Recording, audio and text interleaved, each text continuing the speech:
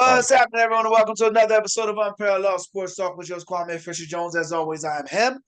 And we're talking NBA, so I'm joined by my man Everett Terry Jr., aka Sports Talk Terry, on all social media platforms. What's good, ET? What's going on, man? Kicking off the new year right. Let's go. I was just about to say Happy New Year to you, man. So I want to get started, man. Anthony Davis. So right now, it's kind of this. Even though the NBA season is going, it's kind of a slow season. Everyone's kind of feeling themselves out, trying to decide now if they want to try to push for the playoffs, if they are a legitimate championship contender, or if they just want to go ahead and stink for the next draft pick. Although with the way college basketball is looking, and that may not be a good idea. But one of those teams Well, that not. has decided to mail it in are the Dallas Mavericks. The Cooper Flag winning team has decided that they are no longer going to pursue a playoff position with Kyrie out for the season and Anthony Davis coming into camp slightly out of shape. Things aren't looking too good in Dallas. So the rumors are Dallas is looking to move off of Anthony Davis, who has 1 year remaining on his contract and then a player option after that.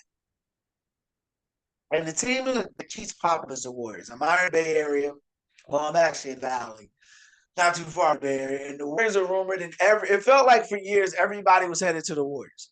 Just like everybody was headed to the Knicks, now everybody's headed to the Warriors. But now they've got Anthony Davis going to the Warriors for Jimmy Butler, which actually makes a lot of sense because it could be a three-way team. You can include other teams. Butler, while I never thought Butler would be a good fit in Golden State, apparently some people thought, let's see him try out. Didn't work out. And it appears Anthony Davis would be a better fit. While Warrior fans believe they need scoring and shooting, the fact of the matter remains they don't. They need better defense.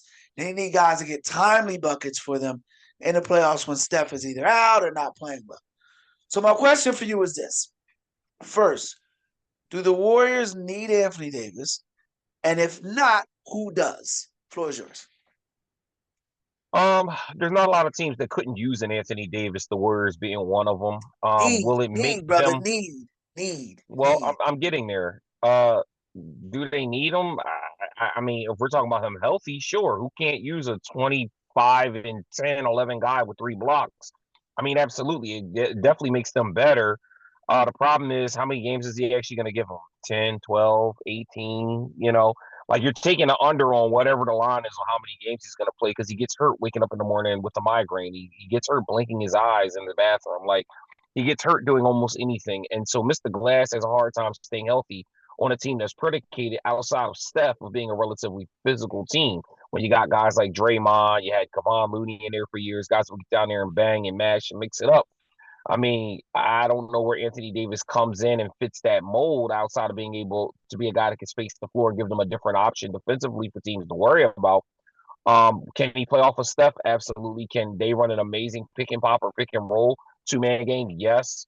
Um, do I think Jimmy Butler's the piece to move for sure? But it also better include Kuminga because you got him wasting away doing absolutely nothing. And that's the bigger question and problem. What do you do with a kid that you invested a high pick on in the first round that is just sitting there as coach's DMP? I don't know if it's a current issue, a coaching issue, a personality issue. The kid's got talent. We've seen him play and score in droves, but they don't let him play. And it's not like they couldn't use him because there's games Steph doesn't play, there's games Draymond doesn't play. Why is he not in the lineup consistently getting 20 to 25 minutes a game? I don't know. So if you package him in a deal, then you intrigue the Mavs to not only move him, you take back Kuminga, give Kuminga a brand new place in Dallas. You send Jimmy Butler somewhere else to get a little cap relief, maybe a pick back, and you call it a day. And then you can see. I think that's the better deal for Golden State. Well, a couple of things there. First, on the Kaminga side of it.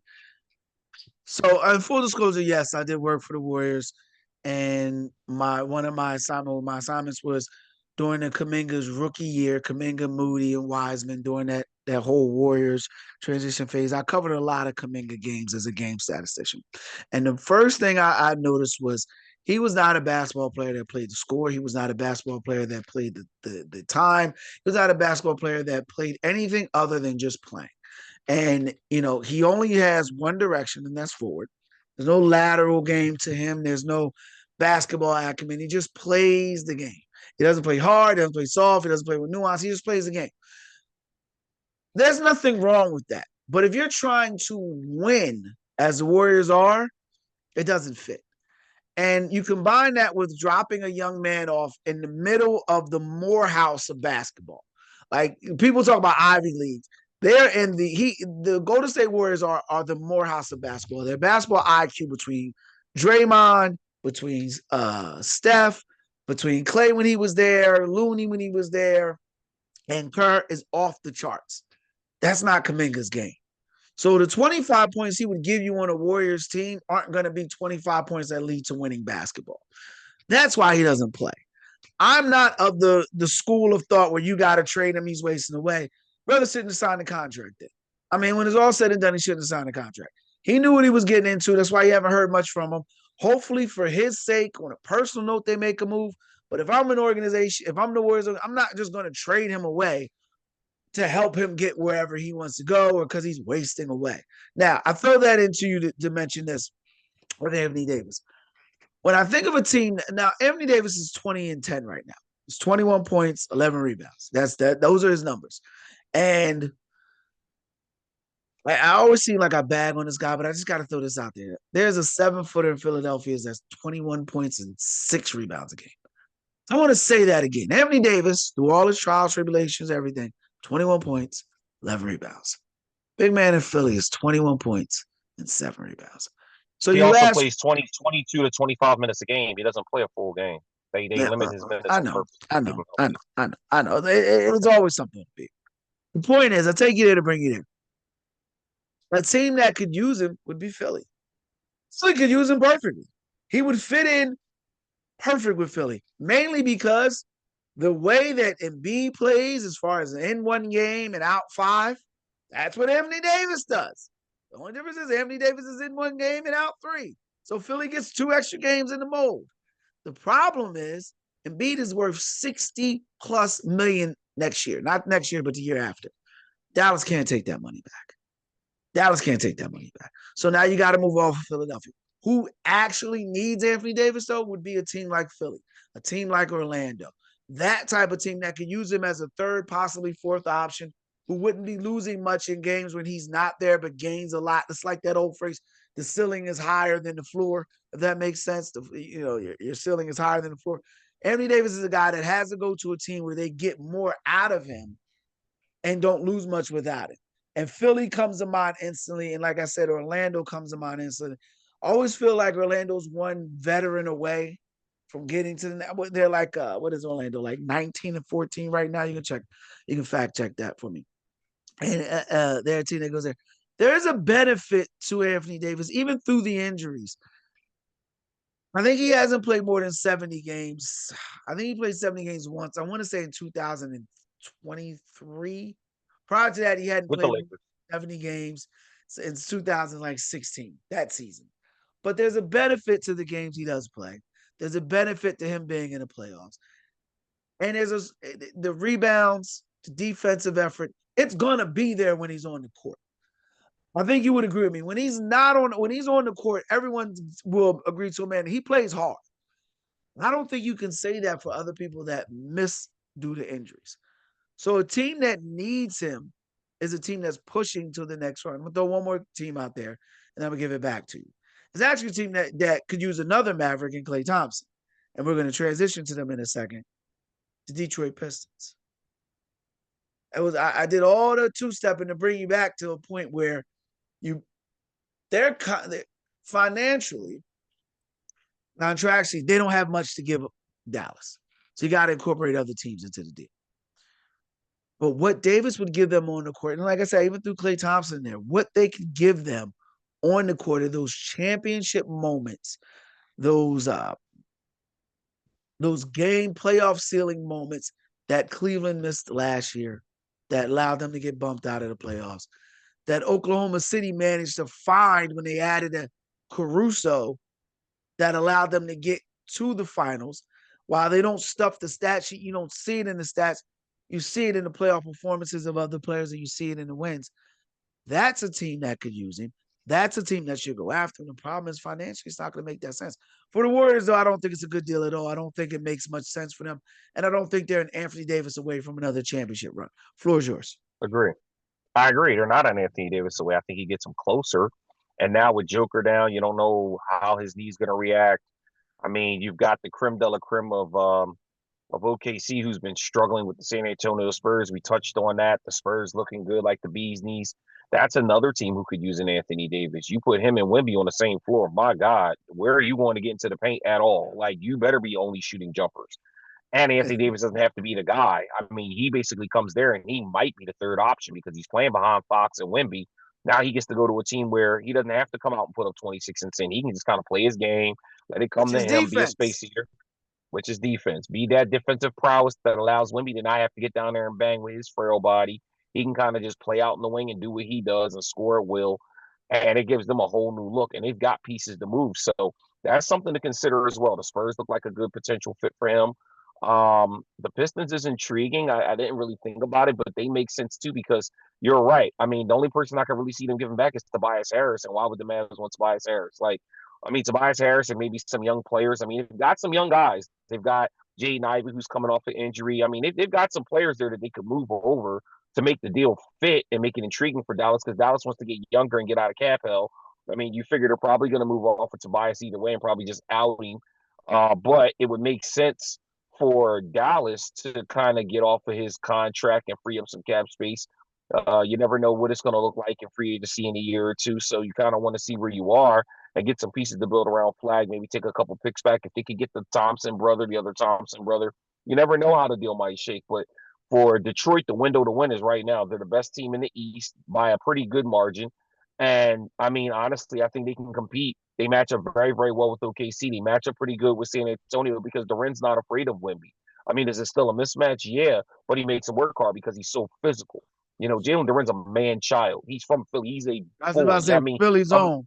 he's a man among boys. He's listen, every bit of 7 foot, 255, 260, and muscle. Like gets down there and will bang on you. So, I mean, I think that that is a team that coming out of the East could use a piece that could kind of put them over the hump, and like you said, give them some championship prowess. Somebody that's been there, who's won at that high level, and still has talent. So, interesting take with Detroit. I never thought about them, but that's a good piece as well. I just hope they please don't send them to Miami. Miami is so many pieces away. They can't stay healthy worth a bleep. So don't send them there. The Sixers, they got other problems. I don't think that he helps make them a championship team. I think they have issues with cohesiveness, and they already got a bunch of old age veterans that can't stay healthy. They don't need to add another. And who are they moving? Embiid, who nobody wants, like that doesn't help them. But I do think that him being on the move is going to be interesting to see where he ends up. But the Detroit move is interesting. Orlando's an interesting move that you mentioned, but either way, no matter where he goes, he's going to be a contributor. It's just, is the team going to be able to utilize him, and then what option is he going to be on the pecking order when it comes to scoring? You made a great point. I didn't even consider it when I was thinking about Detroit. Uh, I should have gone, and full disclosure, should have gone over their contract because I actually think the bias is, and you can look this up while we're talking. Detroit has the pieces to make the deal, and I Yeah, didn't consider that. Well, they've got two pieces that can make that deal: Karis LeVert and Tobias Harris.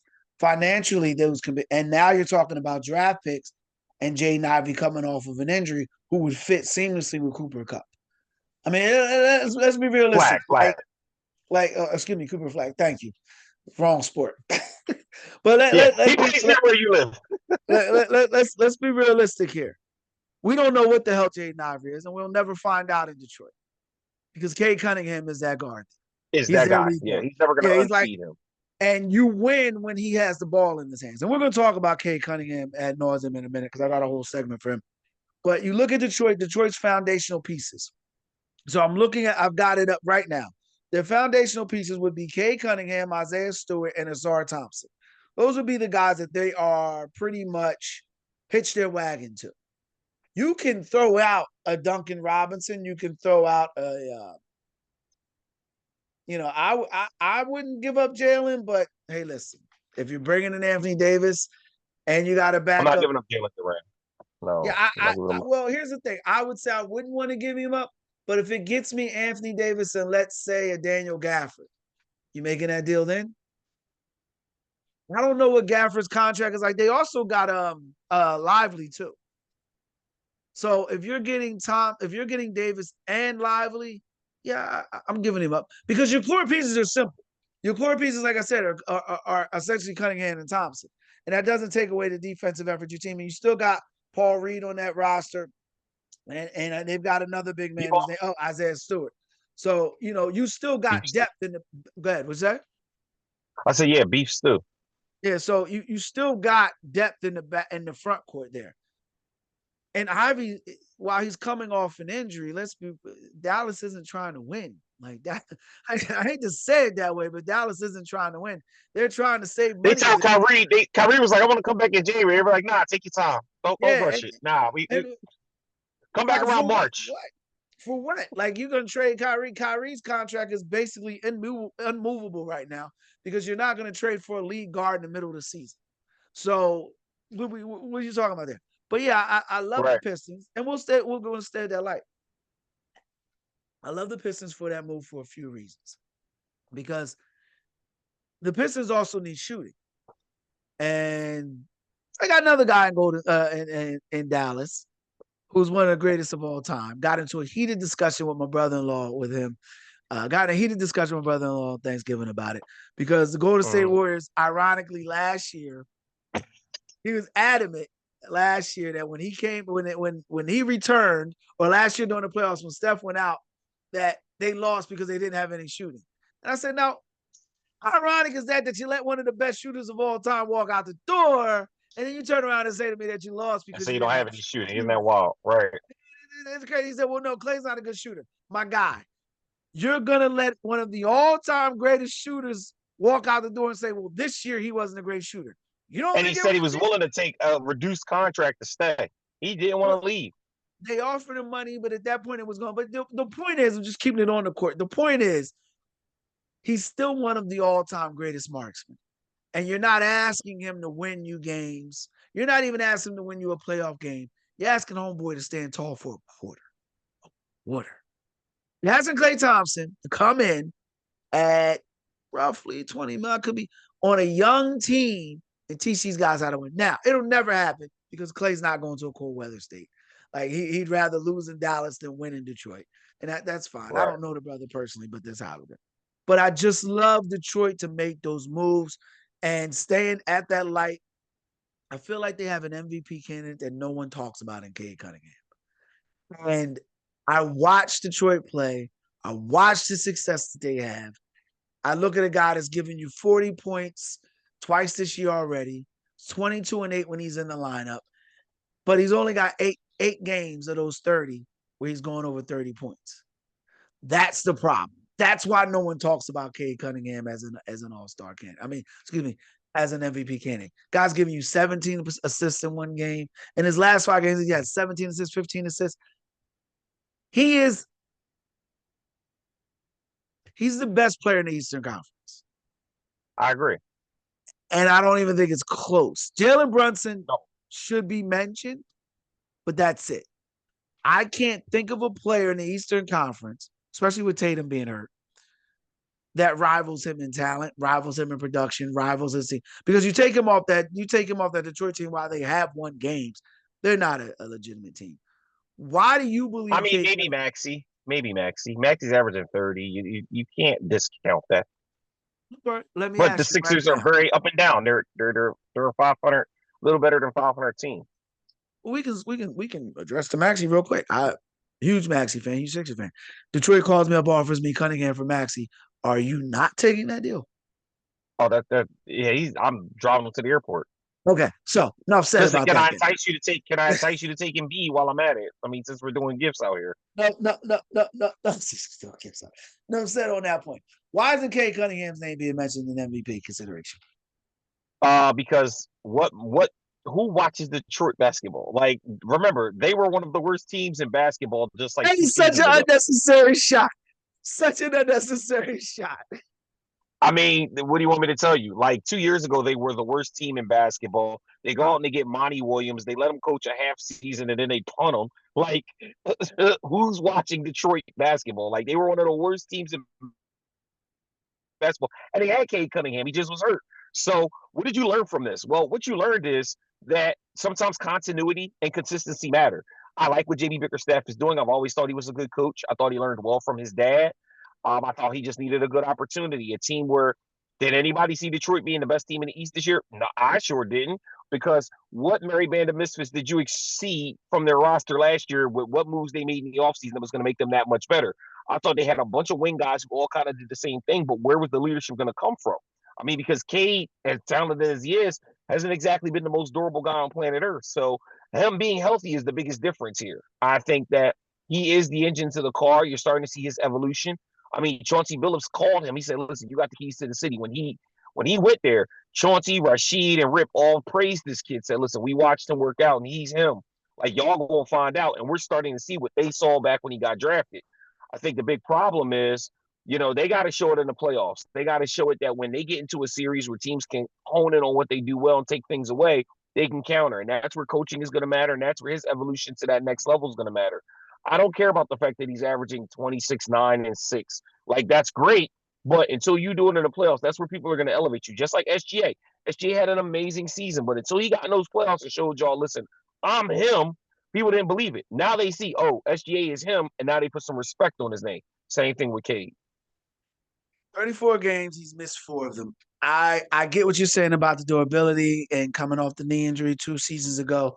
All of those things, facts, great points. Cannot refute nor dispute them. The biggest issue I have with them is the fact that you're looking at a young man, though. When you mentioned the scoring numbers, the production and wins. When he plays well, the team wins. When he doesn't, team loses. That to me is the most valuable player. And they're taking the jump from bad team to good team, playoff team is different nowadays because there's so much movement in the NBA. But when you look at the team that's first in the Eastern Conference and the team that's on their heels is the team that beat them in the playoffs last year, the Knicks. And I don't want to say the Knicks barely beat them, but it was a close series throughout. Mm-hmm. I look at this roster. I look at the top 4 teams in the Eastern Conference: Detroit, New York, Boston, and Toronto. If they don't win the Eastern Conference, it should be considered a disappointment. Absolutely. And because they do have the best player. Scotty Barnes is a cute player. He ain't real. I'll put it to you simple. Scotty Barnes is a cute player. He ain't real. I loved Jaylen Brown 2 years ago. It ain't 2023. You know what I mean? Biden ain't president, and Jaylen Brown ain't a fringe all-star, a fringe MVP candidate. He had a chance this year to take a major step up. Boston is 21-12. Good team. Solid team. I don't think anyone believes they're more than a second-round exit. So Tatum will be back for the playoffs. I don't think that'll make much of a difference because I think he'll be rusty. He got to get in game shape. He's gonna be back before the playoffs. They talking into March. We'll see. Then you get a month and a half for him to get in basketball shape. That ain't that long. The man's a champion. I'm not gonna poo-poo on it. I don't know. This is a story for next week because you're going to drop this dude off in the middle of it. I mean, these dudes are professionals. At that point in the season, they're all geared up for the playoffs. You're going to drop him in. Granted, there's a fresh legs aspect of it, but I don't have. The point is, though, Detroit should be staring down the barrel of this year's OKC, perhaps. Yeah, they should be looking at either seeing OKC or San Antonio in the West. But I think it's one of them two to get back. This year's OKC, this year's young team that steamrolls into the playoffs and possibly wins a title with one of the game's top 3. Because prior to last season, you wouldn't have said Shea was a top 5 talent. I think this year you find it hard pressed to not include him as a top 5 talent. So winning that championship elevated him quickly. The Houston Rockets are having a great season. You would agree, right? Decent season, yes. What was the adjective that you used? Decent. They're having a decent season, yes. Oh, you're a liar. You're a liar because you said 2 weeks ago they were having a great season, and you're trying to be contrarian.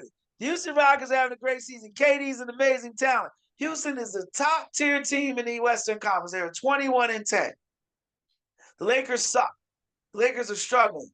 Luka's a defensive liability. Where are they going? They're 20-11. Explain to me the narrative there, Everett. Explain to me how one team is having a great year, is headed to the NBC title, exceeding all expectations, and another team that's got the same freaking record is struggling. Please explain that to me. Who's on whose roster? So on one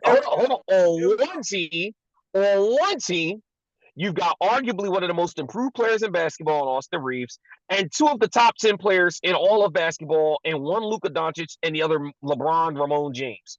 Okay? You're expected to be better than average. You're expected to be better than just good. You're supposed to be a top 2 seed, maybe top seed in the West. But what we're noticing is when they play good teams, they're getting blown out of the building. That's not good enough. You're not supposed to be getting Wally mopped up inside your head. At home, no less. You're supposed to be competing with these teams that you will have to see in the playoffs. Meanwhile, the Houston Rockets, once they lost Van Vliet, the expectations started to kind of go down a little bit. They're expected to be good, but not great. Yes, Sengun is a good player. Durant is Durant. I get it, and that's wonderful. Nobody mentions Sengun as a top 10 player.